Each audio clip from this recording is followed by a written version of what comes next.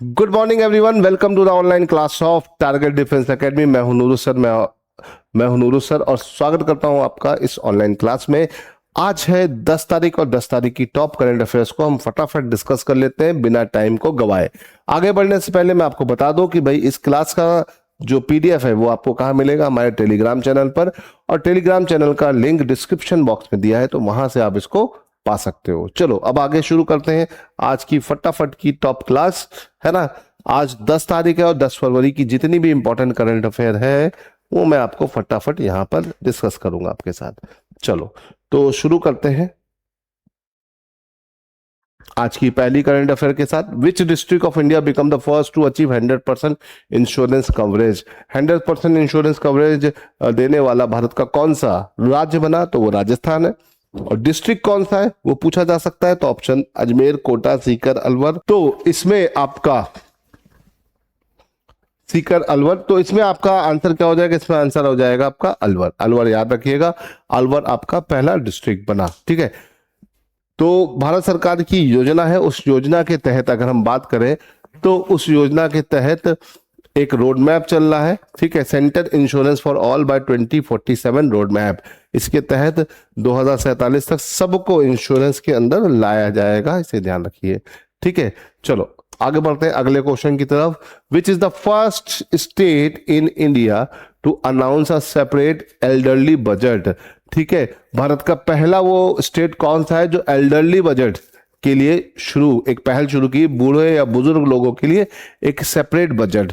तो इस तरह की शुरुआत नॉर्थ इंडिया में तो पॉसिबिलिटीज बहुत कम है। ये साउथ इंडिया का ही कोई स्टेट, और साउथ इंडिया का सिर्फ आपको केरला ही बढ़िया स्टेट दिखता है, तो केरला सरकार ने ये घोषणा करी है, इसे ध्यान रखिएगा। ठीक है, India first state to implement elderly budget in financial year 27, that is Kerala. Kerala ने किया है, इसे ध्यान रखिएगा। Where is the badminton Asian team championship 2026 being held? तो 2026 की बैडमिंटन एशियन चैंपियनशिप कहां पर होगी? तो Seoul south Korea, Manila Philippine, Kuala Lumpur Malaysia, Taipei Taiwan. तो इसका आंसर क्या है? कोलालमपुर। कोलालमपुर मलेशिया में ये होगी, इसे ध्यान रखिएगा। ठीक है, the badminton Asian championship being hosted in Kuala Lumpur Malaysia, इसे याद रखिएगा। ठीक, चलो आगे बढ़ते हैं। On which day is world pulses day observe everywhere. तो भैया आज 10 तारीख है, तो आज ही ये दिन हम वर्ल्ड पल्सेस डे भी सेलिब्रेट करते हैं, तो इसका आंसर क्या हो जाएगा? सी। ठीक है, अब इसकी थीम अक्सर पेपर में पूछी जा सकती है। World pulses day, pulses of the world from modesty to excellence. दुनिया की दलहने सादगी से उत्कृष्टता की ओर। ये काफी इंपॉर्टेंट है। पल्सेस हमारे लिए सबसे इंपॉर्टेंट सोर्स होता है प्रोटीन का, इजी और इंपॉर्टेंट सोर्स होता है, ये ध्यान रखिएगा। तो विश्व दलहन दिवस बहुत इंपॉर्टेंट है, इसे ध्यान रखिएगा। चलिए आगे बढ़ते हैं। Where was the 61st ITEC day celebrated by the Indian embassy in Nepal. तो भैया ITEC डे हमने कहां पर सेलिब्रेट किया है? 61 काठमांडू में। कहां पर? काठमांडू में, इसे ध्यान रखिएगा। ठीक है, ठीक, यहां पर पोखरा लिख गया है बट इसका आंसर काठमांडू है, इसे ध्यान रखिएगा। ठीक, काठमांडू नेपाल में सेलिब्रेट होगा।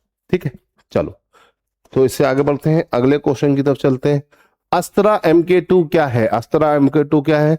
Short range surface to air missile, beyond visual range air to air missile, anti tank guidance missile, cruise missile. तो अगर हम बात करें अस्त्रा MK2 जो है, ये आपकी एयर टू एयर मिसाइल है, जो कि काफी ज्यादा हैवी कैपेबिलिटी वाली है, 240 किलोमीटर तक की मारक क्षमता रखने वाली है। और रिसेंटली जो हमारे नए तेजस एयरक्राफ्ट हैं और सुखोई का जो नए वर्जन है उनमें ये असेंबल है, इसे ध्यान रखिएगा। तो इसका आंसर हो जाएगा B, beyond visual range air to air missile, याद रखिएगा। DRDO ने डेवलप किया है, DRDO इस तरह की चीजों को, वेपन्स को डेवलप करता है भारत सरकार के लिए। चलिए आगे बढ़ते हैं। Question number 7, India AI impact summit 2026 anchor in 3 sutra, है ना। तो भाई AI का जो समिट है वो भारत में हो रहा है, ये पहली बार ऐसा है कि भारत में हो रहा है, बड़े जोर शोर से हो रहा है, हर दिन इसकी चर्चा चल रही है। तो इसमें 3 सूत्र दिए गए हैं, वो 3 सूत्र क्या है? ठीक है, power policy profit, privacy protection prosperity, people planet progress, innovation infrastructure and inclusion. तो इसमें क्या 3 सूत्र दिए गए हैं, तो वो दिया गया पीपल, प्लैनेट एंड प्रोग्रेस, इसे ध्यान रखिएगा। इसमें 3 सूत्र बताए गए हैं। और यहाँ पर एआई इम्पैक्ट समिट, ये अपने आप में पहला समिट और भारत में हो रहा है, तो ये अपने आप में बहुत यूनिक है हमारे लिए। चलो, भारत विस्तार इज है ना, भारत विस्तार। अब देखो इस एआई समिट में एक और वर्ड निकल के आया था, भारत विस्तार।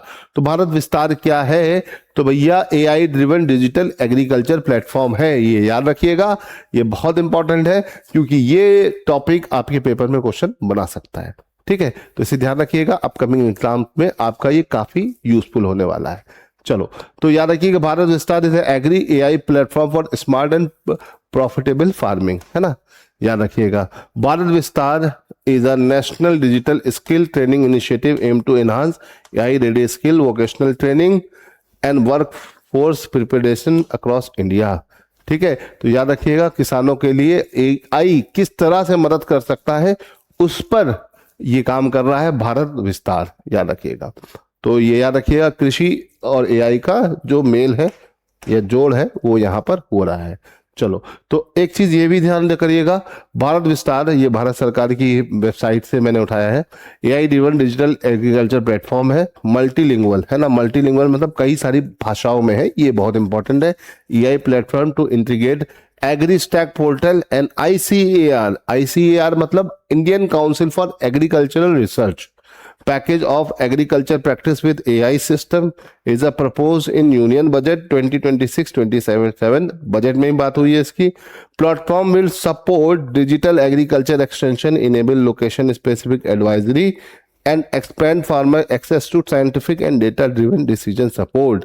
तो एक तरह से देखा जाए तो AI अब एग्रीकल्चर में अगर आएगा तो बहुत कुछ हमारा नई चीजें हमें देखने को मिल सकती है और पॉजिटिव वे में देखने को मिल सकती है, ये एक अच्छी बात है, ठीक है।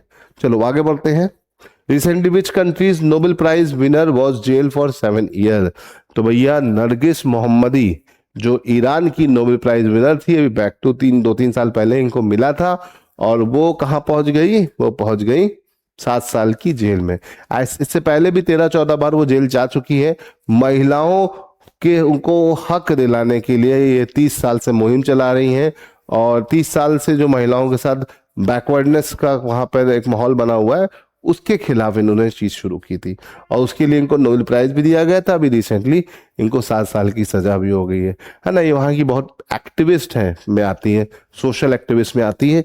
सेम उसी तरह से जैसे मारिया जो आपकी कैरोलिना है जिनको इस बार पीस प्राइज मिला, वो भी वेनेजुएला की ऐसी सोशल एक्टिविस्ट थी, तो लीडर ऑफ अपोजिशन भी थी।